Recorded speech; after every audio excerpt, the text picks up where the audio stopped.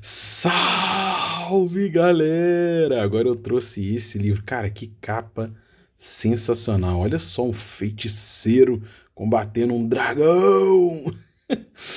Pra gente fechar, né? Já fiz a resenha do Player's Handbook, do Monstros Manual. E agora a gente vai fechar a nossa série de análise comparativa do AD&D segunda edição. Por que veio um AD&D segunda edição, né? Em que ele se baseia? A gente já resenhou outros livros. Vamos fechar agora com o Guia do Mestre, o Dungeon Master's Guide. Essa capa é incrível. Para a gente fazer uma análise comparativa. Eu peguei aqui o tomo do Gygax, né? Só para você ver, olha só. Como esse livro é maior. Olha aqui. Ele é muito maior do que esse, né? Quase o dobro. Não chega a ser o dobro. Mas já vale a reflexão, tem muito mais XP aqui do que aqui, tá? Muito mais. Esse livro aqui, na prática, ele tem um conteúdo bem legal. Eu acho que todo livro do mestre, de toda a série do AD&D, do original, o AD&D segunda edição e os que não tem o Advanced no nome, mas a terceira, quarta e quinta, todos os livros do mestre são legais, tem um XP maneiro. Embora muitos deles sejam um trabalho de guia de item mágica e armadilha, né? Mas eles têm mais do que isso, todos eles. Então esse livro aqui, ó, a minha versão é novembro de 93, mas é da série original, que foi publicada em 89, também do autor David Cook. Então o David Cook, que é o autor dessa caixa aqui, ó, dessa vez eu trouxe aqui para mostrar para quem não tá sabendo, ó, essa caixa aqui, que é a caixa Expert da série BX, o autor é o David Cook. Ele que é o autor da caixa azul, é também o autor da segunda edição do AD&D. Tá aqui. Então, vale também, para quem não sabia, David Cook. E aí, a segunda edição do AD&D, o Guia do Mestre, o que ele tem? Tá? Primeiro ele fala a fina arte de mestrar. Aí ele faz uma resenhazinha de qual a importância de mestrar. Ele comenta aqui no começo que ser um Dungeon Master envolve muito mais do que apenas conhecer as regras, né?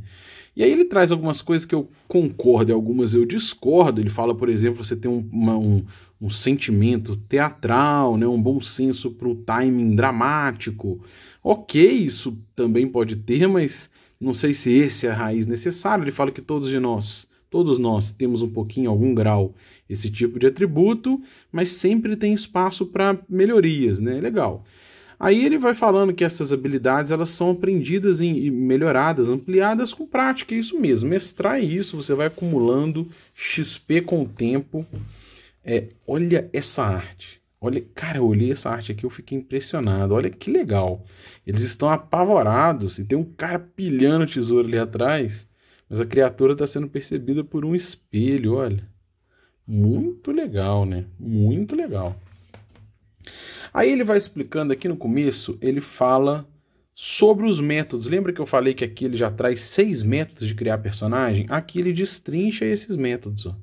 Ele fala para você escolher um método.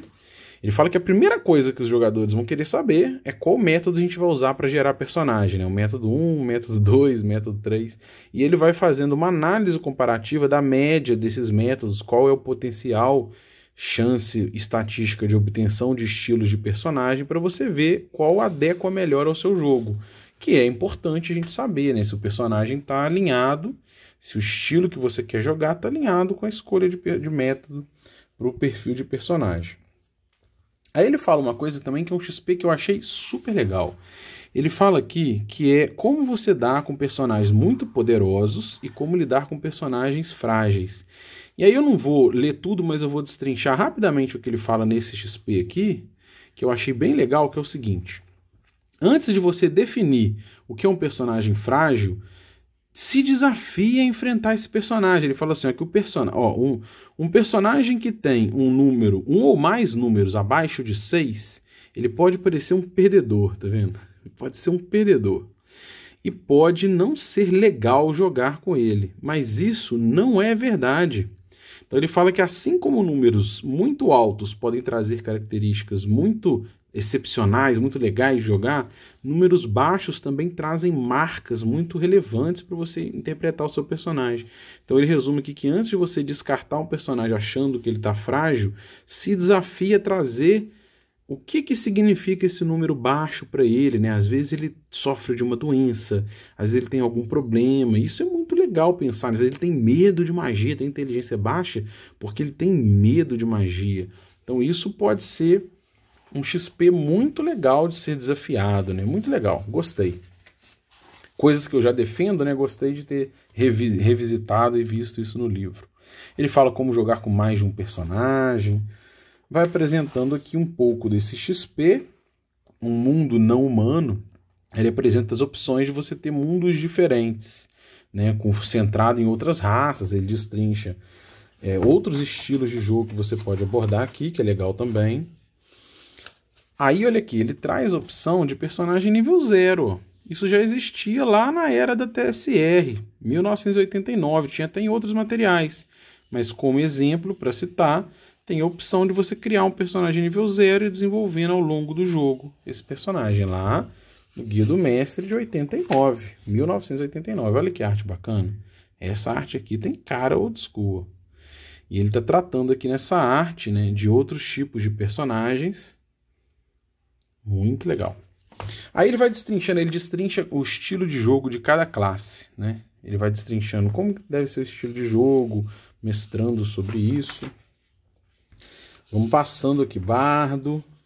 Aí aqui, olha que legal, ele dá um XP de como você criar a sua classe. Então você não precisa se limitar nas classes que tem no jogo, ele traz um passo a passo de como criar a própria classe. Muito legal, inclusive com XP, como calcular a evolução de XP da classe, tá vendo? Muito legal, muito legal. Então, dá para você, por exemplo, quem gosta de jogar sem classe, é um XP que eu ainda quero experimentar na estrutura D&D, sempre tive essa ideia, ainda não experimentei, é você não ter classe e você dentro do jogo ir desenvolvendo. De repente você é um cara treinado com armadura que aprendeu magia. Mas eu não quero jogar com um elfo do D&D clássico, né? De repente humano, você pensar em algo que vai ser desenvolvido organicamente, talvez. Isso aqui pode servir como uma boa estrutura para um jogo sem classe, desenvolvido de maneira natural. Aí ele fala como jogar, né? Como é interpretar os alinhamentos, andar de acordo com o alinhamento. Eu concordo e eu discordo de algumas coisas que ele traz aqui, mas tudo bem. Discordar é também XP. Aí vamos ver o que mais a gente pode falar aqui de importante. Como trocar o alinhamento, tá vendo? Efeitos de trocar o alinhamento. Isso o Geiger que já tinha trazido lá. E ele traz parecido. Aí aqui ele destrincha a parte de proficiências, tá vendo? A parte de proficiências que é uma estrutura do AD&D segunda edição, que para mim é uma das principais, está ali no top 3 principais diferenças entre AD&D segunda edição e primeira, é você ter a lista de perícias com o ability check, né, com teste de atributo, que não tem no AD&D original e nem nos D&D setentistas, nem no BX. Isso é uma diferença muito grande. Aí ele começa a falar de tesouro, né, dinheiro, como gastar dinheiro, outras formas monetárias de você fazer esse custo. Bem legal também, olha que arte legal. Um líder tribal, talvez, né, um bárbaro. Bem legal. Olha lá. Isso aqui é espada e feitiçaria, ó, magia vanciana. Tá evocando os espíritos e fazendo o seu ritual, que é a magia diária, né? Que é uma coisa que eu gosto muito de trabalhar em mesa. Ele vai falando um pouquinho aqui do mago. Muito legal também. Vamos ver o que mais. Uma coisa que ele fala aqui muito legal, que ele fala o seguinte, sobre o mago, né? Você como DM escolher. E ele fala uma coisa aqui muito legal, que é o seguinte. Todas essas listas de magia que a gente tem no livro, ela é simplesmente um guia tutorial. Você não precisa usar todas. Você pode filtrar as magias que cabem melhor na sua ficção. E que isso é perfeitamente viável. Isso é muito legal. Eu sempre faço assim. Mas vale a gente sempre falar, porque tem gente que se prende a amarras invisíveis, né? Beleza. Para não ficar muito grande o vídeo, o que mais a gente pode falar? Olha que arte legal. Deixa eu ver se tinha mais coisa aqui que eu pulei. Ah, olha aqui, ó. Aqui ele traz uma estrutura para você calcular XP por dado de vida da criatura.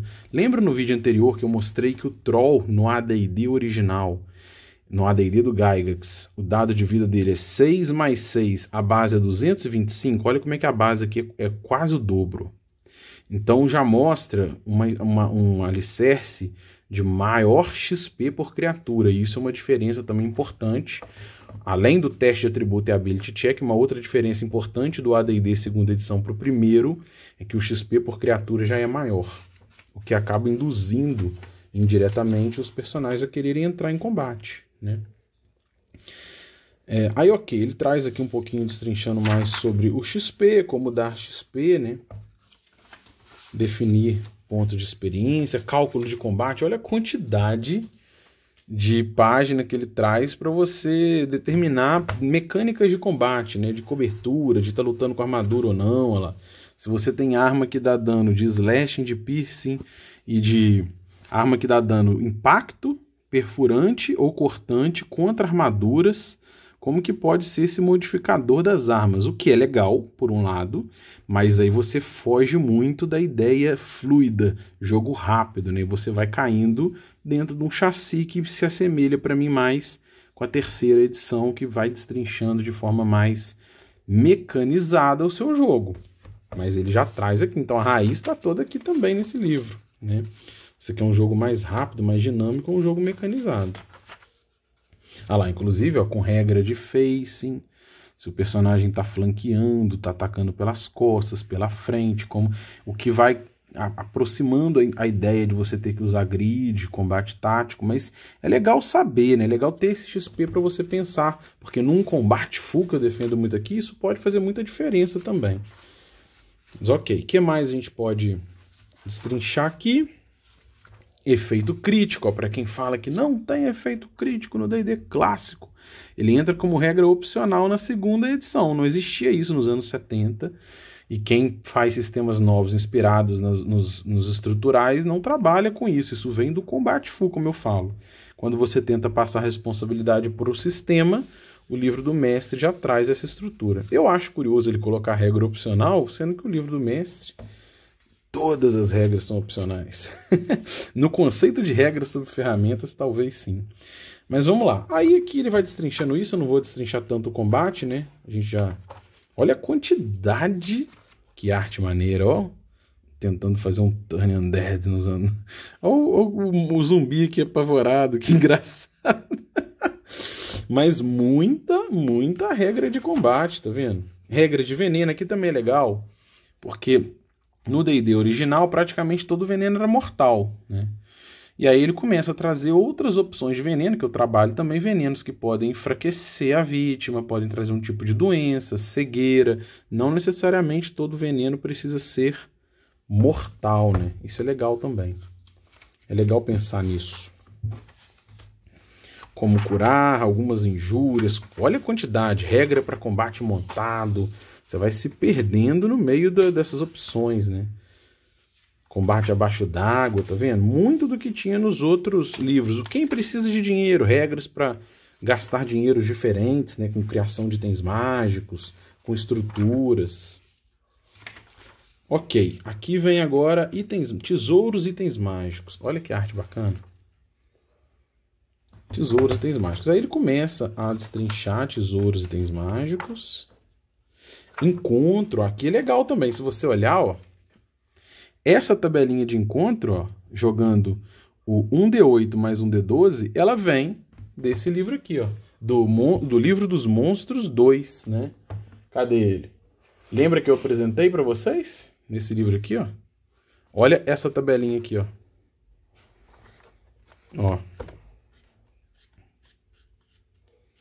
Ó, vamos lá. Aqui, ó. Olha aqui, com um D12 e um D8, olha lá, um D8 e um D12, você gera essa tabela. É exatamente essa aqui, ó. Então, isso ajudou a mostrar de que ele é um compiladão de toda aquela coleção borda laranja, né? Ele vai trazendo aquele conteúdo todo para cá. E ele tem aquela tabela aqui também. E aí, por fim, Ele traz a regra de NPC, né? Regra de Heinlein, os NPCs, o capítulo 13. Deixa eu ver o que mais tem para a gente poder discutir, para a gente poder debater. De mais importante aqui, para o vídeo não ficar gigantesco.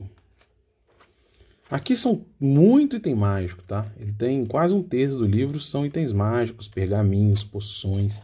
Então, ok, é isso. Ele fecha com um monte de item mágico, inclusive itens mágicos, armas inteligentes, ó, que tem ego. Tá vendo? Ele fecha com isso aqui. Então, de uma forma geral, o que, que você perde quando você abandona ou quando você não usa o livro do mestre do Gygax? É um livro muito maior, que traz algumas orientações que não são acomodadas aqui. Os textos, né, do Gygax, a reflexão do Gygax vão se perdendo. Mas entra o texto do David Cook. Eu acho que o mais legal é você estudar os dois, né, ter os dois como ferramentas. De uma forma geral, esses materiais, o livro do mestre, né, o livro do mestre, que é a resenha desse vídeo, ele tem conteúdo desses dois livros simplificado, resumidaço, tá bem resumido, não tem todo o conteúdo, não tem nada de hexcrawl, dica para viajar pelos ermos, como fazer um bom dungeon crawl, que já tem no livro do Gygax original e mais bem destrinchado aqui, como fazer um bom hexcrawl, viagem por ermos, diferentes desafios de terreno, de temperatura, climas diferentes, que tem muito aqui. Ele dá uma pinceladinha nesse XP todo aqui, trazendo uma lista gigantesca de item mágico, algumas dicas legais para o mestre, mas eu acho que tem informação perdida. E para a gente fechar a análise, o que eu penso?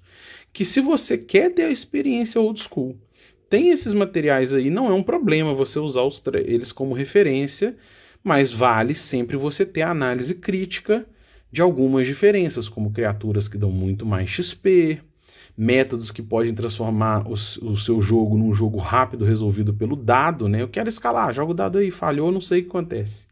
Então pensar sempre disso, né? A análise crítica é sempre muito boa, mas é um material muito legal, quem tem e quiser usar, não vejo problema nenhum. Eu guardo na coleção, guardo como XP. Esse livro eu uso muito também como ideia para ler ecologia, pegar XP. Muito legal. E é isso. Está fechada a resenha da Trinca AD&D segunda edição. Mas a gente vai trazer esse tipo de reflexão o tempo todo no canal, que é o nosso objetivo. Valeu, galera!